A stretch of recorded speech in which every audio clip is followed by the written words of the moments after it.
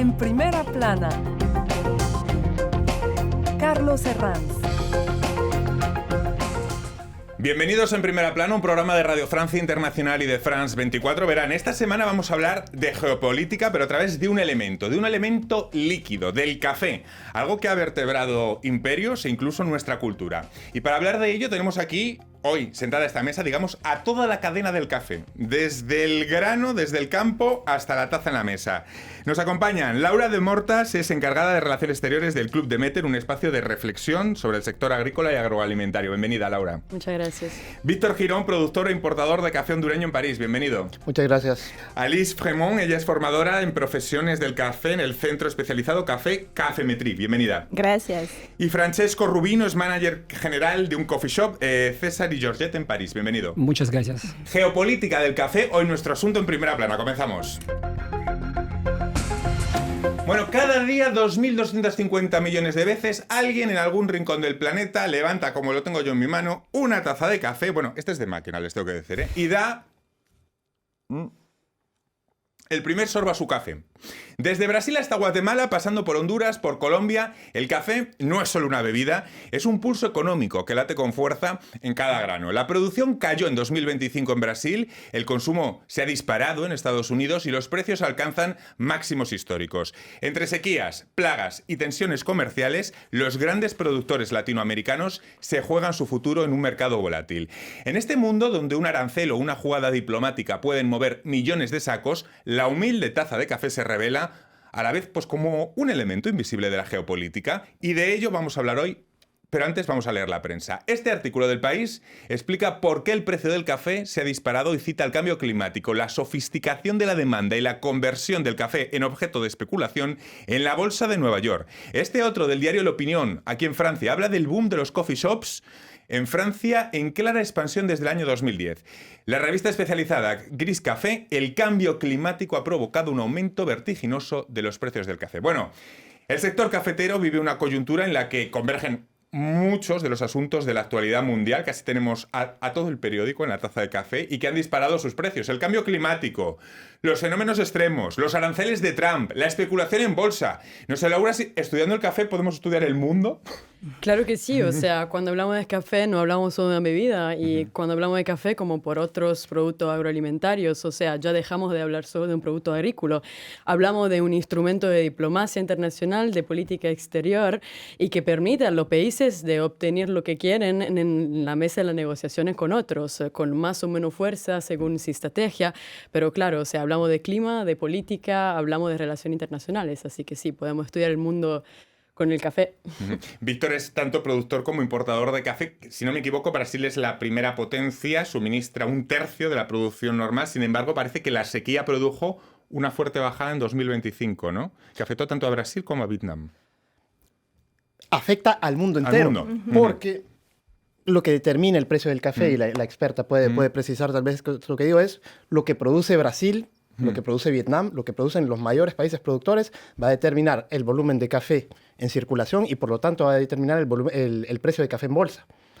Ese precio puede pasar de hace unos 5 años estaba a $1.50 por libra, ahora está, a inicio de año estaba a $4.1 por libra. ¿Se imaginan la diferencia que representa para una persona que exporta café que pase de 1.50 a 4? En 5 años. Es un periodo exageradamente corto. Y estamos hablando de asuntos de la actualidad como el cambio climático, los fenómenos extremos y como elemento nuevo las políticas arancelarias de Donald Trump. No sé, ¿cómo está afectando esas políticas a la importación y exportación de café, Laura? Sí, o sea, la política arancelaria de Donald Trump tuvo un impacto concreto y práctico, o sea, en el mercado del café, sobre todo en las relaciones entre Estados Unidos y Brasil, que es el mayor exportador y productor. O sea, Donald Trump decidió en 2025 de poner 50% de aranceles sobre las importaciones agrícolas brasileñas, lo que redujo la competitividad del café brasileño en su mercado principal, que es los de Estados Unidos. Unidos, o sea, un tercio de café brasileño es exportado en Estados Unidos.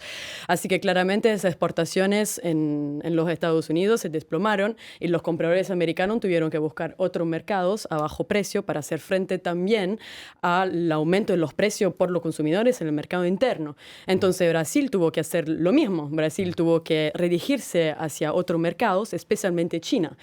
China es interesante porque tiene una clase media de 300 millones de personas, más o menos como la población de Europa, que piden cada día más café. Entonces, esto y puede con ser... África es muy importante, ¿no? Esas relaciones, ¿no? Claro, o sea, China decidió de eliminar, o sea, las aranceles del café de Etiopía y Uganda, o sea, del café africano. ¿Por qué? Porque quiere claramente aprovechar de esta oportunidad para poder influenciar los sectores que más les interesan en el continente africano. Infraestructura, logística, comercio. Es una manera diferente de actuar de Donald Trump, pero la China también, como otro país, se utiliza. Vamos a hablar de comercio, de producción, y tenemos también a este lado de la mesa los consumidores y las formaciones en café. Francesco, aunque hay una multinacional estadounidense que ocupa espacio, mentes y facturación, esto es como un elefante en la habitación, es mejor nombrarlo, Starbucks. Aunque hay otras muchas, es cierto. Pero también hay una red cada vez más potente de coffee shops que se han ido desarrollando en muchos países. ¿Cómo ha sido ese desarrollo de los coffee shops? Primero, pienso que vino de Inglaterra, que viene directamente de ahí, la cultura, ha partido también de Australia. Yo viví personalmente 10 años en Londres, entonces cuando vine en país en 2022, creo, no tenía mucho café, ni coffee shop tampoco. Entonces la gente que vino aquí empezaron a hacer, claramente, a exportar la cultura del café, el coffee shop y los cafés, claro, de especialidad, que es lo más importante hoy. Y hoy, claro que en París tiene buen café donde quieras, en todos los lados. Depende del café que quiere tomar, un buen café, un café que la gente quiere y que las redes sociales ha dado la oportunidad de crecer y de incrementar. Vamos a hablar también cómo han funcionado el tema de las redes sociales. Alice, tiendas especializadas, coffee shops pero por tanto también personal que necesita una formación. Exacto. ¿Cómo se prepara un buen barista? ¿Cuáles son los puntos fundamentales para ser un buen barista? Bueno, primero que nada, un barista es una persona que trabaja en un restaurante que no hablamos de gran gastronomía, restaurante tradicional, pero tiene que tener un buen servicio. O sea, para mí es la base, el contacto con el cliente y el servicio. Y luego tiene que tener muchos conocimientos del café, porque cuando hablamos de barista hablamos de café especial, es decir, que el producto es diferenciado y el cliente quiere en su taza un producto bueno, bien hecho, a buena temperatura, bien extraído, etc. Entonces el barista lo que nosotros vamos a hacer es explicarle el fundamental del café, cómo se produce, cómo se tueste y cómo se prepara. Y lo más importante, en extraer, por ejemplo, un espresso, que no es tan fácil. No es tan fácil, no. Espresso no significa express, no significa que es rápido, no, es una extracción por presión. Y lo más importante es, ¿cómo se dice en español? La mouture, es decir, la manera en que está molido el café. El espresso, que también vamos a hablar de la cultura del café, que es un rito cultural en Italia, Francesco. Claro que sí, espresso en Italia puede ser también espresso rápido, porque nosotros en Italia no estamos acostumbrados a sentarnos para el café. No, es en la barra, un minuto. Es en la barra, un minuto. Y me contaba Francesco antes fuera de antena que incluso en algunas ciudades como Nápoles paga su café y el del siguiente que viene por Claro detrás. que en Nápoles un café ahora cuesta 90 centavos, está muy fácil pagar un café a un amigo del barrio, entonces hacemos el café pagado. Muy interesante. Y vamos de la cafetería napolitana a la bolsa de Nueva York. Laura, el café como elemento bursátil, ¿se especula mucho con el café en las bolsas? Bueno, hay que entender que la agricultura por naturaleza es una actividad especulativa, porque nosotros no sabemos lo que vamos a cosechar al final del año, así que el café también está entre este contexto. Lo que es importante decir cuando hablamos del precio del café hoy es que estamos enfrente a una crisis estructural del sistema cafetero mundial. Ese sistema es muy frágil, muy vulnerable, no hay muchas alternativas, hay pocos países que producen la cantidad que necesitamos en el mercado internacional. Brasil, Honduras, Vietnam, Etiopía y Indonesia, o sea, no tenemos muchísimo. Entonces, hay muchas razones por lo que de las especulaciones en el mercado financiero. Estas razones son climáticas, son logísticas, son geopolíticas, son la rigidez de la oferta, el aumento de la demanda. Así que, claramente, o sea, claro, especulamos en el café y lo vimos en 2024 con más 50% sobre el precio de la arábica en un año, en más 70% sobre el precio de la robusta. Y también en 2025, donde tuvimos los niveles más altos de la última década. En medio de esta coyuntura hay un término que es muy interesante también, la diplomacia cafetera, que adquiere un valor inédito y los países cafeteros lo tienen claro. Colombia y Brasil llevan muchas décadas ejerciéndola. No sé si hablamos de las dos grandes potencias diplomáticas cafeteras. En su caso también, Víctor trata mucho con el café hondureño, ¿no? Así es. Y para agregar un punto sobre el mercado de café, hay que entender tal vez que existen dos mercados del café Claro. que comunican, pero que no llevan exactamente las mismas dinámicas. ¿Qué son? Está el mercado de café estándar, que es el mercado que se rige Claro. exclusivamente por el precio de bolsa y por el volumen que producen los países mayores. Y está el café de especialidad, que es el que nuestra compañera enseña a manejar, ¿me entienden? Alice. Así es. Exactamente. El café de especialidad. El café especial no está negociado en el mercado de la bolsa. O sea, el café especial es una trazabilidad y es vamos a ir comprando lo más cerca posible al productor. No es siempre fácil, pero tenemos también los importadores como tú y que van a permitir reducir los intermediarios entre el productor y el consumidor. Vamos a hablar de este tema, porque hablamos de una larga cadena que lleva el café a su taza, cultivo, selección de granos, transporte, tueste, comercialización. El café es el sustento de unos 25 millones de latinoamericanos. Los sistemas de trazabilidad, a raíz de lo que estaba diciendo Alice, ¿pueden mejorar la transparencia? ¿De qué depende que tengamos un sistema de trazabilidad que el consumidor pueda observarlo con claridad? ¿Qué reflejos podemos tener? Quien quiera. Alice, a ver. O sea, cuando hablamos de trazabilidad es que el consumidor tiene que ver también cómo presenta la empresa donde él va a comprar café. Bueno, no estoy hablando de los supermercados, porque en los supermercados no hay trazabilidad y no hay café especial, pero lo más importante es que la empresa que vende café pueda explicar exactamente de dónde viene su café y cómo ha sido productivo, o sea, cómo ha sido producido, perdón. Entonces, eso ya es una trazabilidad y garantiza que la empresa es transparente. Y la transparencia es confianza. ¿Algo más que añadir, Laura? Yo Sí. quería solo decir, o sea, para mí la trazabilidad es muy importante para el consumidor, pero no tenemos que dejar el agricultor solo. O sea, yo creo que la trazabilidad es muy importante, pero solo si es accesible también por los agricultores. O sea, si los países le dan el apoyo técnico y sobre todo si los agricultores pueden también sacar de beneficios económicos reales, porque muchas veces, o sea, la trazabilidad deviene una barrera más que una solución por los agricultores porque cuesta demasiado. Así que es importante poner al agricultor al centro del sistema. Para el productor es una inversión. No es fácil entrar en el mercado especial porque hay mucha competencia en los países consumidores. Hay muchos intermediarios. Hay 70 países productores de cafés y dentro hay, o sea, todos hacen café de especialidad. Entonces, vamos a seguir hablando del café, de los tipos de café también. No hay dos personas que tomen el café igual, desde solo expreso, con hielo, el latte, el cortado. Y vamos a hablar también de modas, de tendencias y también de la cultura del café, pero va a ser a vuelta de pausa. Hasta ahora. Es frágil, pero poderosa. Ganarla requiere honestidad, compromiso y una exigencia de independencia. Es piedra angular esencial de la democracia. Sin ella, la libertad de pensamiento es imposible. La confianza, la razón por la que existimos. France 24, liberté, égalité, actualité. Enlace del Cono Sur hasta el Océano Índico. Desde los Andes hasta China. Una mirada semanal con los temas más importantes de los países. Presentado por los corresponsales de France 24 en español. Enlace en France 24 y France24.com.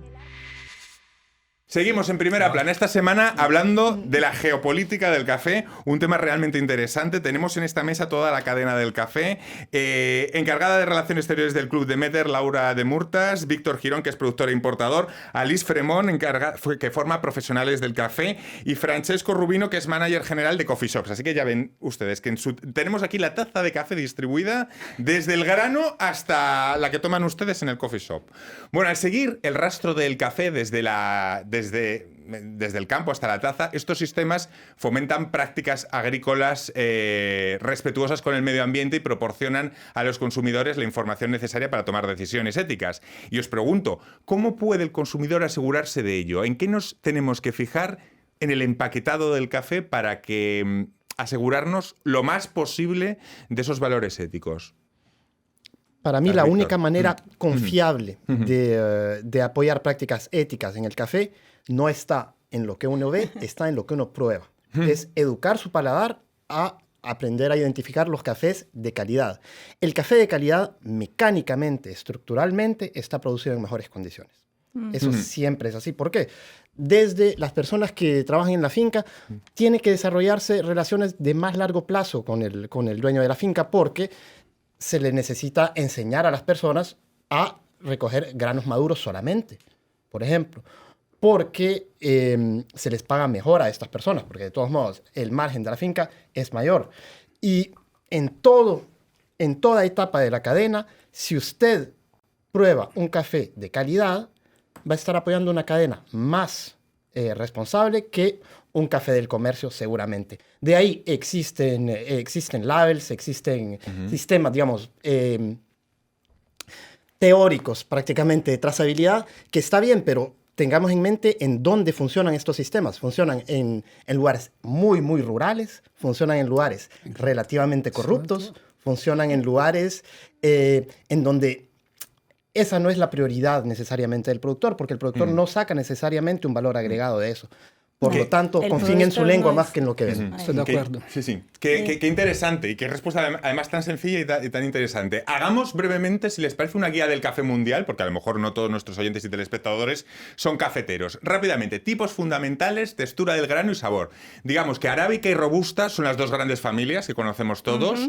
Identificamos Brasil con arábica y Vietnam con robusta, aunque no coincides al 100%. A ver, Vietnam está haciendo... Que es el café instantáneo, digamos, ¿no?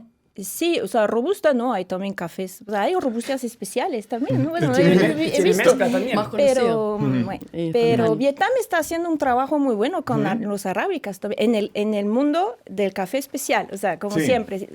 Tú decías bien que hay que dividir un poquito el mercado. El café especial es un mercado un poco paralelo al mercado convencional.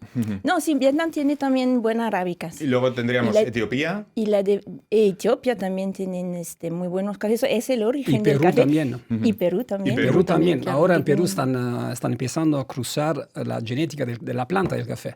Entonces, para resistir, claro, que la arábica está más resistente, es un super blend, una super mezcla. Así, claro que se porta muy bien y el producto va a ser más resistente y menos caros. Hablaba antes de Brasil y Colombia como esas dos grandes diplomacias del café, aunque en América Latina hay otros grandes productores. Está Honduras, está el caso de Guatemala, el de Perú, que a lo mejor es menos conocido, ¿no, Víctor? Perú también tiene reputación, tiene muy buena reputación Perú. De hecho, me parece que todos los países que son conocidos por el arábica tienen buenos cafés, ¿me entienden? O sea, dentro de un mercado, de la misma manera que dentro de cierta región francesa usted puede encontrar niveles diferentes de vino, dentro de cada país usted va a poder encontrar niveles diferentes de café. Según la selección que se haya hecho, según la subvariedad de arábica que se ha utilizado, dentro de la arábica existen variedades más o menos nobles, digamos, pero en cada terreno, en cada región, usted puede encontrar cafés de calidad. Los cafés ecológicos son aquellos que se cultivan de forma natural sin que intervenga ningún tipo de pesticida o producto químico. ¿De qué porcentajes estaríamos hablando? ¿Lo saben? Muy poco, creo, Muy poco. 10%. Un 10%. Y luego hay otra cosa, no hay dos personas que tomen el café igual, solo, largo, con leche vegetal, capuchino, cortado, incorporamos las nuevas tendencias, los veganos. No sé si hay modas, si hay incorporaciones como los veganos, si hay tradiciones por países, si también hay multinacionales que nos llevan a cierto tipo de gustos y a cierto tipo de variantes imposibles. ¿Cómo funciona esto, Laura? Es muy personal, o Sí. sea, mi papá es barista y lo que en Italia nos reímos mucho porque, o sea, a una mesa sí nos sentamos para tomar el café, a una mesa no hay nunca un café que es parecido, o sea, uno es macchiato, uno es espresso, uno es cappuccino, uno es con soya, uno que...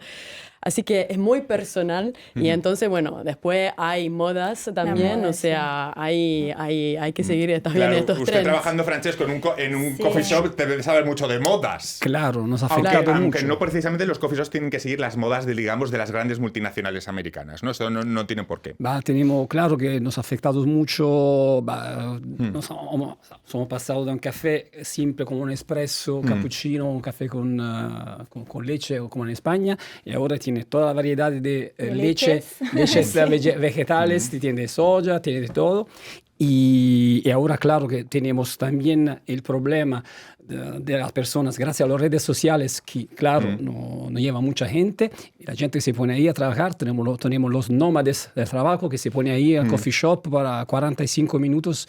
Y los coffee shop, creo que en Francia como en otros países, son pequeños, son caros, el café está caro también. Entonces tenemos que, claro, es probar o intentar de hacer más comercio, negocio, que quedarse así. Ya ven qué interesante es ir pasando de la geopolítica al coffee shop, a la formación de profesionales, a la importación. Vamos tocando todos los palos. Otro tema. El café en cápsulas. ¿Ha sido la gran revolución de los últimos años? Las cápsulas, que esto se divide el mundo en dos partes, los que las detestan y los que las aman.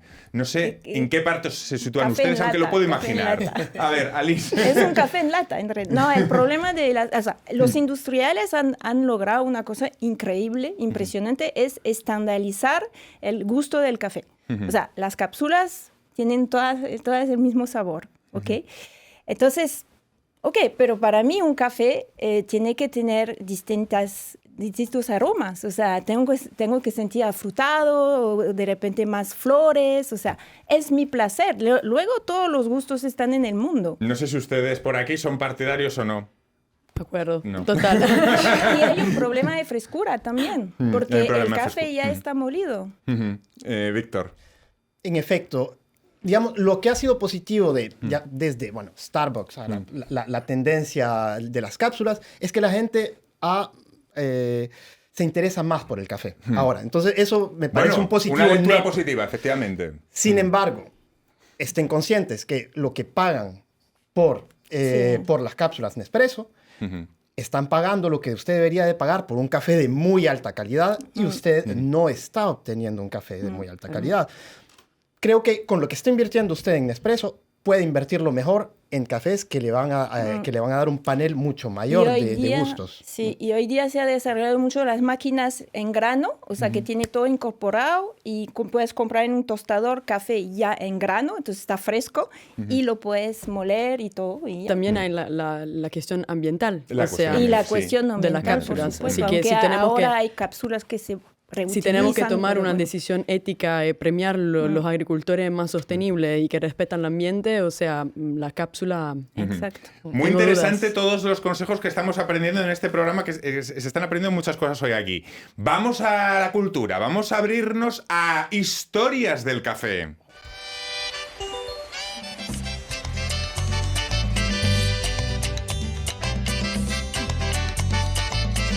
Bueno, esto es Juan Luis Guerra.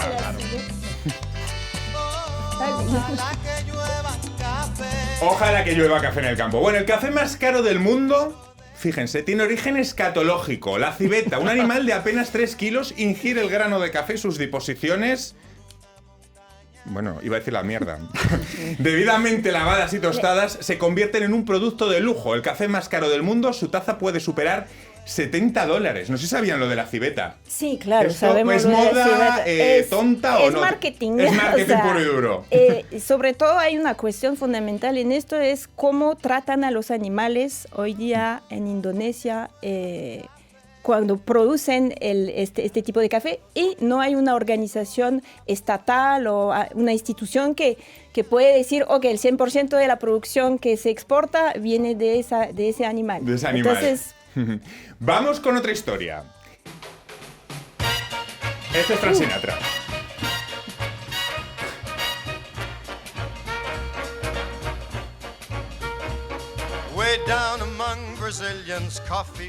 El café prohibido. Las prohibiciones del café también han formado parte de la historia. En el Imperio Otomano, en el siglo XVII, el café era tan popular en el Imperio Otomano que el sultán Murad IV intentó prohibirlo porque creía que las cafeterías eran un lugar para la agitación política. El café como agitación política. ¿Qué le sugiere Francesco, Víctor? Es verdad. Sí.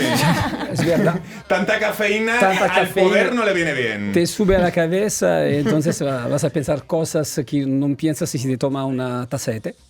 Los grandes escritores y pensadores consumían mucho café. Balzac, por ejemplo, era un gran consumidor de café. Los cafés parisinos, antes que nos han escrito páginas dentro. Vamos con otra. Este es Bob Dylan. ¿Saben ustedes lo de adivinar el café? El café turco y el arte de la adivinación. En Turquía el café es algo más que una bebida, es una tradición. Y después de ver el café turco, no sé si lo han visto, queda un pozo en el fondo de la taza y mucha gente cree que se puede leer el futuro a partir de esos pozos de café. No sé si lo habían oído. Sí, eso creo que es también en En Italia. Italia digamos, también. Y en Sí, Grecia o sea, también. Depende. ¿Quién crea las supersticiones? O sea, miramos en el fondo de la taza Es más un ritual, algo muy tradicional y es una excusa también para reunirse, Sí. creo. Porque dura mucho tiempo. Es Tomar que café turco es porque hay que dejar que el café baje hasta... Exactamente. Entonces, es más un pretexto, creo que para poder... Por cierto, durante mucho compartir. tiempo se demonizó tomar excesivas tazas diarias y hoy los médicos suelen poner en valor sus propiedades, siempre con una moderación, pero nos dicen que tomemos varias tazas al día. ¿Qué nos aporta el café? Antioxígenos. Antioxidantes. Antioxidantes, perdón. Placer, O sea, placer. es un placer, es Sí, un compartir, placer. o sea, es Creo mucha más, cosa más el que café, todo así que- te tiene despierto. Despierto. Despierto todo el día. Y las buenas conversaciones están muy ligadas al café también, ¿no? Claro, o Sí, sea, siempre sentarse en sirve. una mesa, tomar un café para hablar de trabajo, compartir ideas, creo que es una muy buena práctica y tiene su... Bueno, yo veo el café mucho como placer, así que, Claro. bueno, después es personal. Cada- Y social Sí, también, y porque social, en Italia claro. como en España creo que vamos para un café, es para socializar, para Claro. hablar. Si quieres salir con una chica también, vamos a tomar un café. Primero pretexto. Pues ha sido un placer estar en esta mesa. Les voy a invitar ahora a un buen café, a ver si lo encuentro. Muchísimas gracias, hemos aprendido muchísimo. Y a todos ustedes les esperamos aquí en Primera Plana la próxima semana. Gracias. Muchas gracias. Gracias. Gracias.